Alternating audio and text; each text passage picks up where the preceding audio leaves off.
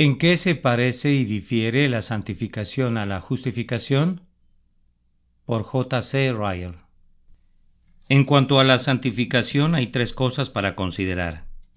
1. ¿Qué es santificación? 2. ¿En qué se parece a la justificación? Y 3. ¿En qué difiere de la justificación? ¿Qué es santificación? Es mucho mejor sentirla que expresar qué es. La santificación es igual a la regeneración e igual a la renovación del hombre total. Santificación es la formación de la nueva criatura, es implantar y grabar la imagen de Cristo en la pobre alma. El apóstol anhelaba que Cristo fuera formado en los Gálatas. Enseñaba y predicaba con denuedo a fin de que los corintios pudieran llevar la imagen del celestial. Hay solo dos hombres, de los que todos los seres humanos se derivan y según como cuál de los dos sean, así les irá. Son el primer Adán o como el segundo Adán. Cada persona es por naturaleza como el primer Adán y como el diablo, porque el diablo y el primer Adán caído se asemejaban. Vosotros sois de vuestro padre el diablo, dice el Señor, y ese padre fue un homicida desde el principio. Todos los hijos del primer Adán son hijos del diablo, no hay diferencia en eso, y todos los hijos del otro se asemejan a Jesucristo, el segundo Adán, y cuando su imagen se perfeccione en ellos serán completamente felices. Y así como hemos traído la imagen del terrenal, traeremos también la imagen del celestial. Le ruego que note que llevamos la imagen del terrenal por haber nacido en pecado y desdicha. Llevamos la imagen del terrenal por vivir en pecado y sufrimiento. Llevamos la imagen del terrenal por morir en pecado y sufrimiento. Y llevamos la imagen del terrenal en la podredumbre del sepulcro. En cambio, llevamos la imagen del Adán celestial cuando somos santificados por su Espíritu. La imagen crece en nosotros según crecemos en santificación y seguiremos llevando la imagen perfecta del Adán celestial cuando seamos como Cristo hombre, tanto en el alma como en el cuerpo. Seremos perfectamente felices y perfectamente santos cuando hayamos vencido a la muerte por gracia, así como Él la venció por su propio poder. Nunca se sabrá justamente cómo serán los creyentes semejantes a Cristo hasta que todos hayan resucitado como pequeños soles brillando en gloria y esplendor. Oh, cuánto se parecerán a Jesucristo, aunque seguirán teniendo su gloria personal trascendente por toda la eternidad. ¿En qué son iguales la justificación y la santificación? Respondo que en muchas cosas. Primero, son iguales en que tienen el mismo autor. El Dios que justifica es el Dios que también santifica. ¿Quién acusará a los escogidos de Dios? Dios es el que justifica. Yo soy Jehová que os santifico, es una expresión común en el Antiguo Testamento. Segundo, son iguales en que surgen de la misma gracia. La justificación es un acto de la gracia, así como la santificación. Nos salvó no por obras de justicia que nosotros hubiéramos hecho, sino por su misericordia, por el lavamiento de la regeneración y por la renovación en el Espíritu Santo. Ambos son de la gracia. Tercero, son iguales en que una misma persona tiene a ambos. Nunca es justificado un hombre sin ser también santificado. No hay santificado que no sea justificado. Todos los escogidos de Dios, todos los redimidos comparten estas dos bendiciones. Cuarto, son iguales en cuanto al tiempo, suceden al mismo tiempo. No es difícil hablar o pensar en términos de tiempo cuando se trata de las obras de Dios. Estas obras de Él siempre son realizadas al mismo tiempo. El hombre no es justificado antes de ser santificado, aunque se puede concebir de este modo en el orden de la naturaleza. No obstante, ambas obran al mismo tiempo y por la misma gracia. Y esto erais algunos, dice el apóstol. Mas ya habéis sido lavados, ya habéis sido santificados, ya habéis sido justificados en el nombre del Señor Jesús y por el Espíritu de nuestro Dios. Quinto, son iguales en que la operación de ellas es por el mismo medio, por la palabra de Dios, que nos destina a la vida eterna por la promesa y somos santificados también por el poder de la misma palabra. Ya vosotros estáis limpios, dice nuestro Señor, por la palabra que os he hablado. Para santificarla, dice el apóstol, refiriéndose a la Iglesia, habiéndola purificado en el lavamiento del agua por la palabra. Sexto y último, son iguales en que ambas son necesarias para la vida eterna. No lo digo en cuanto a su orden, sino a que son igualmente necesarias, es decir, Está determinado que nadie que no haya sido justificado será salvo, y de igual manera está determinado que nadie que no haya sido santificado será salvo. Ningún hombre no justificado puede ser salvo, y ningún hombre no santificado puede ser salvo. Justificación y santificación son igualmente necesarias a fin de poseer la vida eterna. ¿En qué difieren la justificación y la santificación? En lo que difieren es en un asunto muy importante que tiene que ver con la práctica y el ejercicio diario de las dos. Coinciden en muchas cosas como acabamos de explicar, pero también difieren ampliamente. Primero, la justificación es un acto de Dios relativo al estado del hombre como persona. En cambio, la santificación es la obra de Dios en la naturaleza del hombre, y estas dos son muy diferentes, como lo ilustraré por medio de un símil. La justificación es un acto de Dios, así como el de un juez que absuelve a un delincuente de una sentencia de muerte. En cambio, la santificación es un acto de Dios para nosotros como un médico que nos cura de una enfermedad mortal. Digamos que hay un criminal que se presenta ante el tribunal acusado de traición al Estado. El mismo criminal sufre de una enfermedad mortal. Puede morir aunque ningún juez lo haya sentenciado a muerte por su crimen. Es un acto de gracia lo que absuelve al hombre de la sentencia según la ley. El hecho que no morirá por su traición, eso salva la vida del hombre. Pero a pesar de esto, si no puede curarse de su enfermedad, pronto morirá, a pesar del perdón que le otorgó el juez. Por lo tanto, la justificación es un acto de Dios como un juez bondadoso. La santificación es la obra de Dios como un médico misericordioso. David los pone lado a lado. Él es quien perdona todas tus iniquidades, el que sana todas tus dolencias. Tenemos una promesa. ¿No será la iniquidad causa de ruina? No hay ruina por ser culpables, esto es justificación, y no será su ruina por el poder de ella, esto es santificación. Segundo, la justificación es un acto de la gracia de Dios basada en la justicia de otro, pero santificación es una obra de Dios, infundiendo justicia dentro de nosotros. Hay una gran diferencia entre estos porque una es por imputación y la otra por infusión. En la justificación la sentencia de Dios procede de esta manera. La justicia que Cristo logró por su vida, su muerte y su obediencia a la ley de Dios le es contada al pecador para su absolución. De manera que cuando un pecador comparece ante el tribunal de Dios y alguien pregunta ¿no ha quebrantado este hombre la ley de Dios? Sí, responde Dios. Sí, dice la conciencia del pobre hombre, la he quebrantado de muchas maneras. ¿Y acaso no lo condena la ley a morir por su transgresión? Sí, dice el hombre. Sí, dice la ley de Dios. La ley no sabe más que esto. El alma que pecare, esa morirá. Entonces, pues, ¿no hay ninguna esperanza en este caso? Sí, y la gracia del Evangelio revela esta esperanza. Hubo uno que tomó sobre sí el pecado, que murió por los pecados. Su justicia le es imputada al pobre pecador y de esta manera es absuelto. Somos absueltos habiendo sido justificados por Dios, poniendo en nuestra cuenta por nosotros y para nuestro provecho lo que Cristo hizo y sufrió por nosotros. En la santificación, el Espíritu de Dios infunde santidad en nuestra alma. No digo que infunde una justicia porque quiero marcar más diferencia entre las dos que la que generalmente se marca.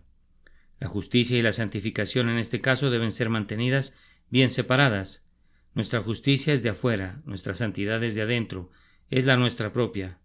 El apóstol marca claramente la diferencia, no teniendo mi propia justicia. Es nuestra, no originalmente, sino nuestra inherentemente. No es nuestra por algo que nosotros mismos hayamos hecho, sino que es nuestra porque mora en nosotros. En cambio, nuestra justicia no es nuestra originalmente ni inherentemente. No la obramos nosotros, sino que es obra de Jesucristo y mora eternamente en Él, y solo la puede obtener la pobre criatura, si la pide por fe. Nuestra santidad, aunque no es nuestra originalmente, es nuestra inherentemente y mora en nosotros. Tenemos la distinción que hace el apóstol, ser hallado en Él, no teniendo mi propia justicia, que es por la ley, sino la que es por la fe de Cristo, la justicia que es de Dios por la fe. Tercero, la justificación es perfecta, mientras que la santificación es imperfecta. Esta es una gran diferencia entre ambas. La justificación, repito, es perfecta, no tiene niveles, nunca se malogra, nunca se toma intervalos y nunca se interrumpe. En cambio, la santificación puede tener estos niveles. Cuando digo que la justificación es perfecta, quiero decir que toda persona justificada lo es de la misma manera y a la perfección. El creyente más débil en la actualidad es tan justificado como lo era el apóstol Pablo, y todo creyente auténtico es tan justificado ahora como lo será dentro de 1000 años. La justificación es perfecta en todos los justificados ahora y para la eternidad, y no tiene niveles sencillamente por la siguiente razón. Se basa en la justicia perfecta de Jesús y tenemos derecho a ella por un acto de Dios, el juez bondadoso, y ese acto es válido para siempre. Y si Dios es el que justifica, ¿quién acusará a los escogidos de Dios? En cambio, la santificación es cambiante, incompleta e imperfecta. Un creyente puede estar más santificado que otros. Me inclino a pensar que el apóstol Pablo estaba más santificado la primera hora de su conversión de lo que pueda estarlo alguno en la actualidad. La santificación difiere mucho en las distintas personas santificadas y difiere también mucho en la propia persona, porque un creyente auténtico, verdaderamente santificado, puede ser más santo y santificado en una ocasión que en otra. Perfeccionarnos en santidad en el temor de Dios requiere esfuerzo de nuestra parte. En cambio, en ningún lugar se nos requiere perfeccionarnos en justicia a los ojos de Dios, porque Dios obró una justicia perfecta en la que confiamos. Entonces, tengamos cuidado y seamos diligentes en perfeccionar nuestra santidad en el temor de Dios. El santo en gloria es más santificado que nunca porque lo es a la perfección, mientras que no es más justificado de lo que lo era en la tierra. La única diferencia es que la percibe mejor y la gloria de aquella luz en la cual la ve se manifiesta con más brillo y claridad. Consideremos la necesidad de la santidad.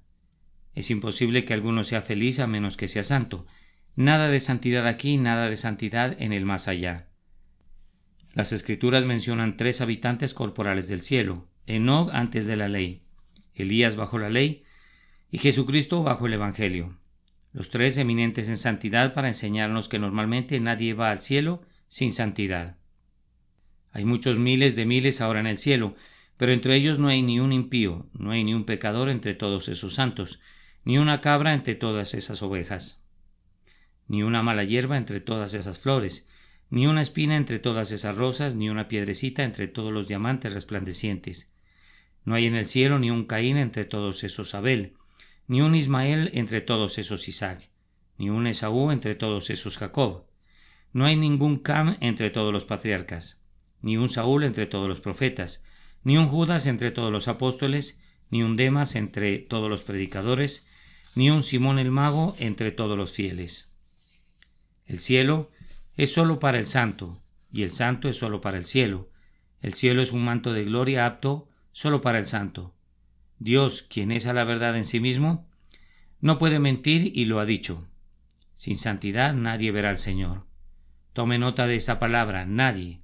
Sin santidad el rico no verá al Señor, sin santidad el obrero no verá al Señor, sin santidad el noble no verá al Señor, sin santidad el humilde no verá al Señor, sin santidad el príncipe no verá al Señor, sin santidad el campesino no verá al Señor, sin santidad el gobernante no verá al Señor, sin santidad el súbdito no verá al Señor, sin santidad el letrado no verá al Señor, sin santidad el iletrado no verá al Señor, sin santidad el esposo no verá al Señor, sin santidad la esposa no verá al Señor, sin santidad el padre de familia no verá al Señor, sin santidad el hijo no verá al Señor, sin santidad el patrón no verá al Señor, sin santidad el sirviente no verá al Señor, porque fiel y fuerte es el Señor de señores, quien lo ha dicho. En la actualidad algunos pregonan una forma de culto, otros otra. Algunos pregonan una iglesia del Estado, otros otra. Algunos pregonan un camino al cielo, otros otro. Pero lo cierto es que las sendas de santidad son las sendas antiguas. El camino del Rey de Reyes es el camino al cielo y la felicidad. Y habrá allí calzada y camino, y será llamado camino de santidad. No pasará inmundo por él, sino que él mismo estará con ellos. El que anduviere en este camino, por torpe que sea, no se extraviará. Algunos dicen: he aquí este es el camino, otros dicen: he aquí aquel es el camino. Pero lo cierto es que el camino de santidad es el más seguro, el más fácil, el más noble y el más corto a la felicidad. Entre los paganos nadie puede entrar en el templo de honor sin antes entrar en el templo de virtud. No hay entrada al templo de felicidad sin antes entrar al templo de santidad. Usted primero tiene que entrar en la santidad antes de que pueda entrar en la morada de Dios. Tal como Sansón clamó: ¿moriré yo ahora de sed? O como clamó Raquel: dame hijos o si no me muero. Deben clamar las almas no santificadas: Señor, dame santidad, si no moriré eternamente. Si los ángeles, esos príncipes de gloria, caen una vez de su santidad, son excluidos de la felicidad y bendición eterna. Si Adán en el paraíso cae una vez perdiendo su pureza, será prontamente echado fuera de la presencia de la gloria divina. Agustín ya no quiso ser malvado ni impío porque no sabía si moriría esa misma hora, y si moría en ese estado impío, sabía que estaría separado para siempre de la presencia del Señor y de la gloria de su poder. Oh, querido lector, no engañe a su propia alma. La santidad es absolutamente necesaria. Sin ella nadie verá al Señor. No es absolutamente necesario que usted sea rico en este mundo, pero es absolutamente necesario que sea santo. No es absolutamente necesario que tenga buena salud, fuerzas, amigos, libertad y la vida, pero es absolutamente necesario que sea santo. Podemos ver al Señor sin tener prosperidad mundana, pero nunca podremos ver al Señor que seamos santos. Podremos ir al cielo sin honra o gloria del mundo, pero nunca podremos llegar al cielo sin santidad. Sin santidad aquí no hay cielo en el más allá. No entrará en ella ninguna cosa inmunda. En el día final Dios cerrará las puertas a la gloria, dejando fuera a toda persona que no es pura de corazón. La santidad es una flor que no crece en el jardín de la naturaleza. El ser humano no nace con santidad en su corazón, como nace con una lengua en la boca. La santidad es de origen divino, es una perla de gran precio que no se encuentra en cualquier naturaleza sino en una naturaleza renovada. No hay ningún rayo ni chispa de santidad en nadie revestido de naturaleza terrenal. Todo designio de los pensamientos del corazón de ellos será de continuo solamente el mal. ¿Y cómo será limpio el que nace de mujer? La pregunta tiene una connotación fuertemente negativa. ¿Cómo puede ser limpio el hombre? Es decir, el hombre que nace de mujer no puede ser limpio. El hombre nacido de mujer nace en pecado y nace bajo la ira y la maldición. ¿Quién hará limpio a lo inmundo? Todos nosotros somos como suciedad y todas nuestras justicias como trapo de inmundicia. No hay justo ni aun uno, no hay quien entienda, no hay quien busque a Dios. Todo hombre es por naturaleza un extraño, sí, un enemigo de la santidad. Cada uno que nace en este mundo lo hace con su rostro hacia el pecado y el infierno y su espalda hacia Dios y la santidad. Nuestra naturaleza es tan corrupta que no tiene en ella ningún bien divino. Es como el fuego y el agua, como leña mojada y leña ardiendo. En cambio, en cuanto al mal, es como fuego con paja. Es como el sátiro necio que se apresura a besar el fuego cuando lo vio por primera vez. Es como el material que los naturalistas dicen que atrae el fuego, que luego lo consume. Todos nacemos pecadores y no hay nada fuera de un poder divino que pueda transformarnos en santos. Todos podremos ser felices, pero por naturaleza detestamos la idea de serlo. Por esto vemos que así como el alimento es indispensable para la vida natural, la santidad lo es para la preservación y salvación del alma. Si tuviéramos la sabiduría de Salomón, la fuerza de Sansón, la valentía de Josué, el consejo de Agitofel, los honores de Amán, el poder de Asuero y la elocuencia de Apolo, aun con todo sin santidad no tendríamos salvación. Los tiempos en que vivimos exigen que tengamos santidad. Si los consideramos como tiempos bajo la gracia, ¿qué móvil ha tenido un pueblo tan fuerte como el que Dios nos ha dado a nosotros, que gozamos de tantos medios, maneras y ayudas para que seamos santos? Oh, el sacrificio, el cuidado, el costo, la empresa en que ha estado y está ocupado Dios todos los días para hacernos santos. ¿Acaso no nos envía todavía a sus mensajeros que se levantan temprano y se acuestan tarde, y todo para instarnos a ser santos? Muchos de ellos, ¿acaso no han dado su tiempo, su fuerza, su espíritu y sus vidas para hacernos santos? Oh amigos, ¿de qué valen las ordenanzas sagradas sin corazones santos y sin vidas santas? ¿De qué valen los días de luz si no andamos en la luz y nos despojamos de las obras de las tinieblas? ¿Cuál es el mensaje de todos los medios de gracia sino este? Oh, esfuérzate para ser objeto de la gracia. ¿Y qué es la voz del Espíritu Santo sino esta? Oh, esfuérzate para ser santo. ¿Y qué dice la voz de todos los milagros de misericordia que Dios ha realizado en medio nuestro sino sed santos, sed santos? Oh, ¿qué podría realizar Dios que no haya realizado ya para hacernos santos? ¿Acaso no nos ha dado ya todas las ayudas santas del cielo? ¿No nos ha seguido muy de cerca hasta ahora con ofrecimientos santos, ruegos santos, consejos santos, palabras de aliento santas y todo para hacernos santos? Y con todo esto, ¿seguiremos siendo indiferentes, orgullosos, mundanos, maliciosos, envidiosos, contenciosos e impíos? Oh, ¿Qué es esto sino provocar a Dios para que apague todas las luces del cielo, deje a un lado nuestros maestros, quite nuestros candeleros que han sido débiles y dé todos estos favores a un pueblo que los valore más, los ame más, los defienda con más firmeza y que los ponga en práctica con más consagración de lo que hemos hecho nosotros hasta hoy? Creo que no hay nada más evidente que el hecho de que en los tiempos en que vivimos claman pidiendo que cada uno procure santidad y se esfuerce por tener más santidad. Nunca nos quejemos del tiempo en que vivimos. En cambio, dejemos de hacer el mal, esforcémonos por hacer lo bueno y todo estará bien. Tengamos corazones mejores, vidas mejores y pronto veremos tiempos mejores. ¿Es usted nacido de nuevo? Esta es una de las preguntas más importantes de la vida. Dijo Jesucristo, el que no naciere de nuevo no puede ver el reino de Dios. No basta contestar a la pregunta diciendo soy miembro de la iglesia, así que seguramente soy cristiano.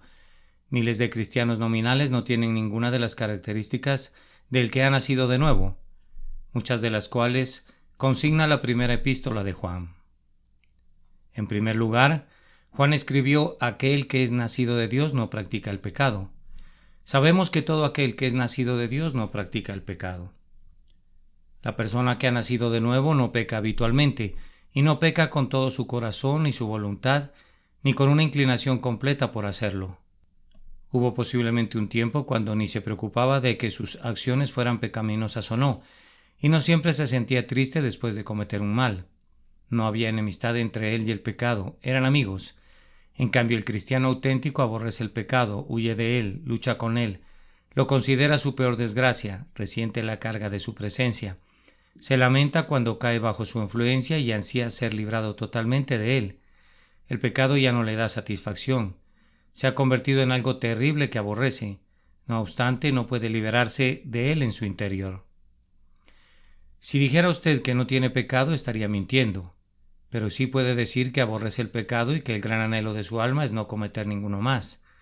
No puede impedir que surjan pensamientos malos en su mente, ni que haya faltas en su vida, omisiones y defectos en sus palabras y sus acciones. Sabe que todos ofendemos muchas veces, pero puede decir sinceramente ante Dios que estas cosas le causan aflicción y dolor, y nada en su naturaleza las consiente. ¿Qué diría el apóstol acerca de usted? ¿Ha nacido de nuevo? En segundo lugar, Juan escribió: todo aquel que cree que Jesús es el Cristo es nacido de Dios. El hombre nacido de nuevo, o sea, regenerado, cree que Jesucristo es el único Salvador que puede perdonar a su alma, que Él es la persona divina designada por Dios, el Padre, para cumplir precisamente este propósito, y que no hay otro Salvador fuera de Él. Se considera totalmente indigno, pero tiene completa confianza en Cristo. Confía en Él y cree que todos sus pecados han sido perdonados. Cree que, por fe en la obra consumada de Cristo y su muerte en la cruz, es considerado justo ante Dios y puede esperar a la muerte y el juicio sin alarmarse. Puede tener temores y dudas. A veces puede sentirse que no tiene fe alguna, pero pregúntele si está dispuesto a confiar en otra cosa que no sea Cristo y vea lo que dice. Pregúntele si pondría su esperanza de vida eterna en su propia bondad, sus propias obras, sus oraciones, su pastor o su iglesia, y escuche su respuesta. ¿Qué diría el apóstol acerca de usted? ¿Ha nacido de nuevo? En tercer lugar, Juan escribió: todo el que hace justicia es nacido de él. El hombre nacido de nuevo o regenerado es un hombre santo. Se esfuerza por vivir según la voluntad de Dios, hacer las cosas que agradan a Dios y evitar hacer las que aborrece. Desea poner sus ojos continuamente en Cristo como su ejemplo, como su Salvador, y ser amigo de Cristo cumpliendo sus mandatos. Sabe que no es perfecto. Percibe con dolor la corrupción que mora en él. Nota un principio de maldad dentro de él que lucha constantemente contra la gracia y quiere apartarlo de Dios, pero no lo consiente, aunque no puede impedir su presencia. Aunque a veces se sienta tan mal que cuestiona si es o no cristiano, podrá decir con John Newton: no soy lo que debo ser, no soy lo que quiero ser, no soy lo que espero ser en el más allá, pero no soy lo que antes fui y por la gracia de Dios soy lo que soy. ¿Qué diría el apóstol acerca de usted? ¿Ha nacido de nuevo? En cuarto lugar, escribió Juan: nosotros sabemos que hemos pasado de muerte a vida en que amamos a los hermanos. El que es nacido de nuevo tiene un amor especial por los discípulos auténticos de Cristo. Igual como su Padre en el cielo, ama a todos con un gran amor general, pero tiene un amor especial por los que comparten su fe en Cristo. Al igual que su Señor y Salvador, ama al peor de los pecadores y siente dolor por ellos, pero tiene un amor especial por los que son creyentes. Nunca se siente tan en familia como cuando está en compañía de ellos. Siente que todos son miembros de la misma familia. Son sus compañeros de lucha luchando contra el mismo enemigo. Son sus compañeros de viaje andando por el mismo camino. Los comprende y ellos lo comprenden a él. Pueden ser muy diferentes a él en muchos sentidos, en categoría, posición y riquezas. Pero eso no importa. Son hijos e hijas de su Padre y no puede menos que amarlos. ¿Qué diría el apóstol acerca de usted? ¿Ha nacido de nuevo? En quinto lugar, Juan escribió: todo lo que es nacido de Dios vence al mundo. El que es nacido de nuevo no basa su convicción de lo bueno y lo malo según la opinión del mundo. No le importa estar opuesto a las prácticas, ideas y costumbres del mundo. Lo que piensan y dicen los demás ya no le afecta. No encuentra placer en las cosas que parecen dar felicidad a la mayoría de la gente. A él le parecen insensatas e indignas de un ser inmortal. Prefiere la alabanza de Dios más que la alabanza del hombre. Teme ofender a Dios más que ofender al hombre. Le da lo mismo que lo culpen o lo alaben. Su meta principal es complacer a Dios. ¿Qué diría el apóstol acerca de usted? ¿Ha nacido de nuevo? En sexto lugar, Juan escribió: aquel que ha nacido de Dios no practica el pecado. El que es nacido de nuevo cuida su propia alma. Procura no solo evitar el pecado, sino que también todo lo que pueda llevarlo a pecar. Tiene cuidado de las compañías que frecuenta. Sabe que las malas conversaciones corrompen el corazón y que el mal es más contagioso que el bien, tal como una enfermedad es más infecciosa que la salud. Cuida el uso de su tiempo. Su mayor anhelo es usarlo para provecho. Anhela vivir como un soldado en territorio enemigo, tener puesta siempre su armadura y estar siempre preparado para encarar las tentaciones. Es diligente en ser una persona que siempre está en guardia. Es humilde y fiel en la oración. ¿Qué diría el apóstol acerca de usted? ¿Ha nacido de nuevo? Esas son las 6 grandes características del cristiano que verdaderamente ha nacido de nuevo. Existe una diferencia inmensa en cuanto a la profundidad y manifestación de estas características en distintas personas. En algunos pueden ser débiles y casi invisibles, en otros pueden ser destacadas, claras e indubitables, de manera que cualquiera las puede ver. Algunas de estas características son más visibles que otras en cada individuo. Rara vez se manifiestan en forma idéntica en una misma persona. Pero aún con todo, encontramos aquí dibujadas con trazos vigorosos las 6 características de haber nacido de Dios. ¿Cómo hemos de reaccionar a ellas? Por lógica podemos llegar a una sola conclusión. Solo los que son nacidos de nuevo cuentan con estas 6 características y los que no las tienen no son nacidos de nuevo. Esta parece ser la conclusión a la que quiso llegar el apóstol. ¿Tiene usted estas características? ¿Ha nacido usted de nuevo? Amén. ¿En qué se parece y difiere la santificación a la justificación? Por J. C. Ryle.